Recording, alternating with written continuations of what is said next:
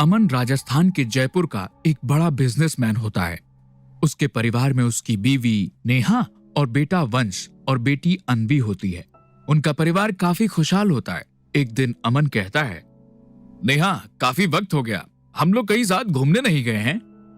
हाँ ये तो है। तो बताओ कहाँ चले? मसूरी, नैनीताल? नहीं, हम लोग कौलपुरी जाएंगे। ये कौन सा हिल स्टेशन है? ये कोई हिल स्टेशन नहीं बल्कि एक गांव है जो चारों तरफ जंगल और नेचर से घिरा हुआ है। अरे वाह पापा, मजा आएगा, जल्दी चलो। अमन अपने पूरे परिवार के लिए पहले ही कौलपुरी में रहने के लिए फार्म हाउस बुक कर लेता है और वेकेशन के लिए वे सभी घर से निकल जाते हैं और कुछ घंटों के बाद वे कौलपुरी पहुंच जाते हैं। आसपास काफी घना जंगल होता है। अमन, ये जगह तो काफी सुनसान है, यहाँ रहना सेफ तो है ना?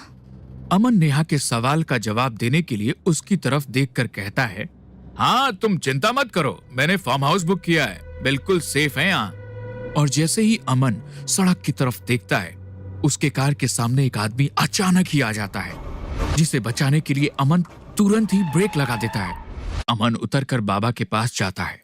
बाबा, आप ठीक तो हैं? आपको लगी तो नहीं?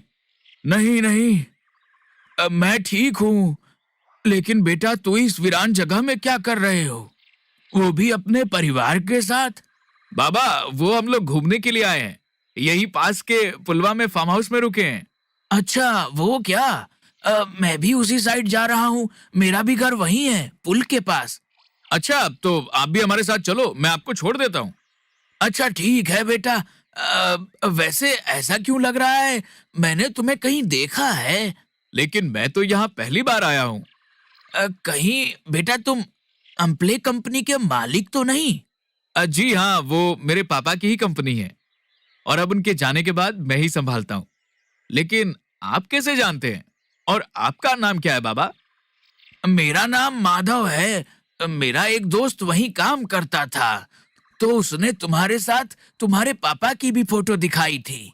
अमन बातें करते करते बाबा के साथ पुल तक आ जाता है। तभी माधव वहां पे उतर जाता है और अमन आगे जाने लगता है। तभी वो देखता है कि आगे जाने वाला पुल टूटा हुआ है। ये देख वो कार वापस लेकर माधव के पास आता है और कहता है, बाबा ये पुल कैसे टूट गया है, और आगे जाने का कोई और रास्ता है? बेटा आगे जाने का कोई और रास्ता तो नहीं है, तुम वापस घर चले जाओ, वैसे भी रात होने को है, यहाँ जंगली जानवर बहुत हैं, या तो चाहो तो मैं भी आपको ये गांव घुमा सकता हूँ। पहले भी मैं आने वाले लोगों को घुमाया करता था, लेकिन जब से ये बड़े बड़े होटल बन गए हैं, हम जैसे छोटे लोगों का काम बंद हो गया। अमन, क्यों ना हम इनके यहाँ ही रुक जाएं? वैसे भी गांव ही तो घूमना है, तो ये बाबा घुमा भी देंगे हमें। ठीक है बाबा, हम आपके यहाँ रुककर वेकेशन को एंजॉय करेंगे। तभी माधव घर में चला जाता है और बाकी सब भी अपना सामान लेकर माधव के घर में जाने लगते हैं। तभी माधव सभी को रोककर कहता है, रुक जाओ साहब, ये लो, पहले थोड़ा पानी पियो, कितनी दूर से आए हो। सभी पानी पी लेते हैं, लेकिन वंश नहीं पीता और सभी घर के अंदर जाते हैं। घर बहुत सुंदर होता है, अंदर बहुत अच्छे से सजाया हुआ होता है, साफ सुथरे बेड, किचन, ये सब देख सभी खुश होते हैं। और तभी वंश भी घर के अंदर आता है और वो घर को देख चीखते हुए घर से बाहर भाग जाता है और अमन भी उसके पीछे जाता है। क्या हुआ बेटा, तुम ऐसे भागकर क्यों आए? वो खून अंदर, वो कुछ नहीं साहब, बच्चा है, थक गया होगा, आप इसको थोड़ा पानी पिला दो, ठीक हो जाएगा। पानी पीने के बाद वंश को घर में ले जाते हैं और वंश को भी घर अब काफी पसंद आता है। अनवी और वंश वहां खेलने लगते हैं और नेहा अमन से बात करते हुए अपने बाल ठीक करने लगती है और उसके ठीक सामने एक काफी सुंदर शीशा था। उस शीशे में माधव भी दिख रहा था, जो किचन में काम कर रहा था।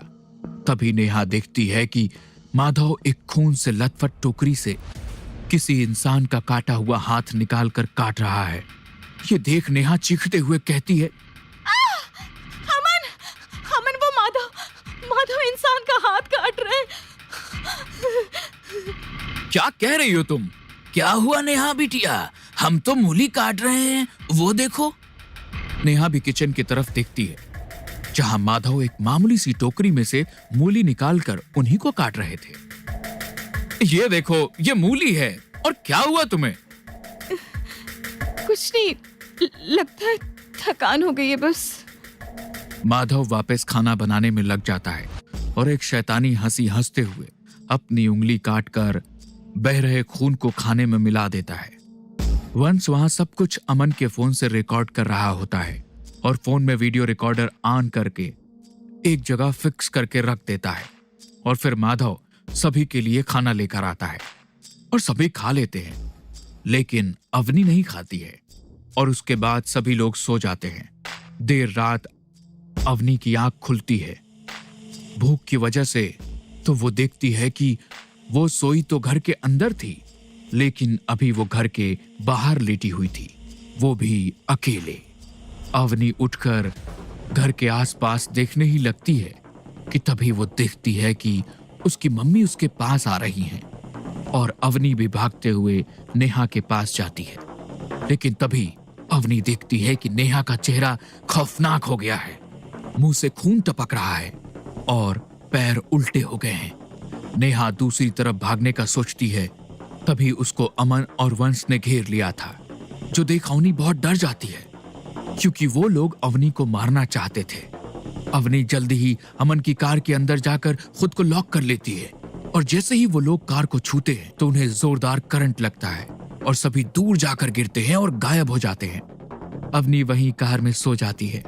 अगले दिन, नेहा, अवनी कहाँ है? कल रात तो यहीं सो रही थी। अमन बाहर जाकर देखता है तो अवनी कार में सो रही होती है। क्या हुआ अवनी, तुम यहाँ कैसे आई? पापा, वो भूत, मैं भूत। लगता है नींद में चलते हुए यहाँ आ गई होगी। नहीं मम्मा, मैं सच कह रही हूँ, भूत। अवनी की ऐसी हालत देख उस दिन वो लोग कहीं नहीं जाते और रात के वक्त अमन अवनी के साथ कार में ही सोता है और नेहा वंश के साथ घर में। अवनी के सोने के बाद अमन अपना फोन चेक कर रहा होता है, जिसमें वंश ने कई फोटो और वीडियो बनाई होती हैं। तभी उसमें कल रात वाली वीडियो भी प्ले हो जाती है, क्योंकि वंश कैमरा ऑन करके ही सो गया था। तो कल रात को जो हुआ वो सब रिकॉर्ड हुआ था। वीडियो में अवनी अपने आप हवा में उड़ते हुए घर से बाहर चली गई और उसके बाद कैसे ये सभी लोग नींद में चलते हुए खुद भी घर के बाहर गए और अचानक ही वापस भी आ गए। ये सब क्या था? क्या हो रहा है मेरे परिवार के साथ? इतने में अमन देखता है कि उसके कार के सामने वंश पीठ करके खड़ा है। अमन तुरंत वंश के पास जाता है। बेटा, इतनी रात बाहर क्या कर रहे हो? चलो अंदर चलो। अमन कुछ कहता कि तभी वंश अपनी जगह पर खड़े खड़े अपनी गर्दन अमन की तरफ घुमा लेता है और कहता है, पापा, अब कोई कहीं नहीं जाएगा, हम सब एक साथ रहेंगे। ये देख अमन डर कर पीछे जाने लगता है और तभी अवनी भी देख लेती है और कार का दरवाजा खोल देती है। पापा, जल्दी से कार में आओ। अमन भागते हुए कार में चला जाता है और वो आत्मा कार को छू नहीं पाती। ये सब क्या हो रहा है? कौन कर रहा है ये सब? मुझे जल्दी ही कुछ करना होगा। पापा, हमें किसी की मदद लेनी होगी। मम्मी और वंश को बचाना होगा। मैंने पीछे आते वक्त यहाँ चाय की दुकान देखी थी। अमन जल्दी से कार चलाकर चाय वाले के पास पहुंच जाता है और उसको अपने साथ हुआ सब कुछ बता देता है। साहब, आप तो बड़ी मुसीबत में फंस गए हो। वो माधव का घर है, जिसका बेटा अम्पले में काम करता था, लेकिन चोरी की वजह से उसको कंपनी से निकाल दिया गया था और उसने पूरे परिवार के साथ आत्महत्या कर ली थी। लेकिन उसका बाप एक तांत्रिक था। उसकी आत्मा आज भी उसी घर में बसती है, बदला लेने के लिए। हमारी मदद करो, वो मेरी बीबी और मेरे बेटे को मार देगा। साहब, हम मामूली से चाय वाले हैं, उस प्रेत से कैसे लड़ेंगे? आप भगवान से मदद मांगो, वही कुछ कर सकते हैं। हाँ, लेकिन सुना है कि पूरे परिवार के मरने के बाद उनकी अस्थियां किसी ने नहीं बहाई। अगर आप उन अस्थियों को बहते हुए पानी में डाल दोगे तो उन सभी की आत्मा को ये लोग छोड़ करके प्रेत लोग जाना ही होगा।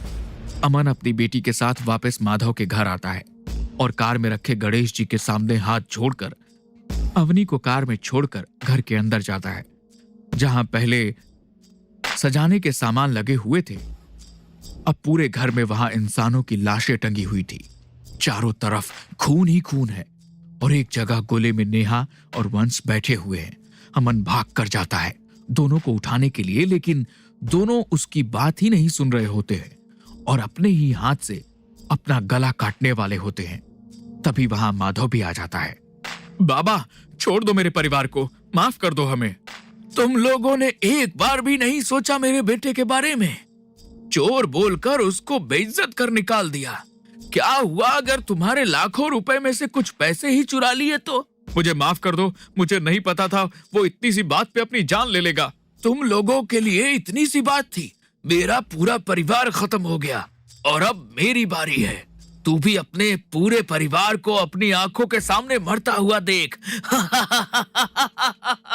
तभी अमन की नजर वहां पड़े मटके के ऊपर जाती है जिसमें लाल कपड़ा बंधा हुआ था। अमन देर ना करते हुए वो मटका उठाकर भागने लगता है, लेकिन माधव उसके सामने आकर उसका गला पकड़कर हवा में उड़ाकर घर के बाहर फेंक देता है। अमन फिर भी घड़ा छोड़ता नहीं है और पास के टूटे हुए पुल की तरफ भागता है, लेकिन माधव उल्टा चलते हुए तेजी से माधव के सामने आ जाता है और माधव को अपनी जादू से हिलने तक नहीं देता है। अब देख कैसे तुम सब एक एक करके मरोगे। इतने में ही अवनी कार से उतर कर आती है और अपने पापा के हाथ से मटका लेकर पुल की तरफ भागने लगती है, लेकिन तभी माधव अन्वी को हवा में उड़ाकर अपने सामने ले आता है और अन्वी का दम घुटने लगता है। तभी अवनी अपने दूसरे हाथ में गणेश जी की मूर्ति को माधव के सिर पर लगा देती है, जिससे माधव जलने लगता है और अमन उसके जादू से आजाद हो जाता है और अन्वी से मटका लेकर उसको पुल के ऊपर मारकर तोड़ देता है और अस्थियां उस नदी में बहा देता है, जिससे सभी आत्मा मुक्त हो जाती हैं। नहीं, मैं ऐसे नहीं जाऊंगा। बिना अपना बदला लिए मैं वापस जरूर आऊंगा। किसी को जिंदा नहीं छोड़ूंगा। अमन अपने पूरे परिवार को ठीक ठाक लेकर वहां से चला जाता है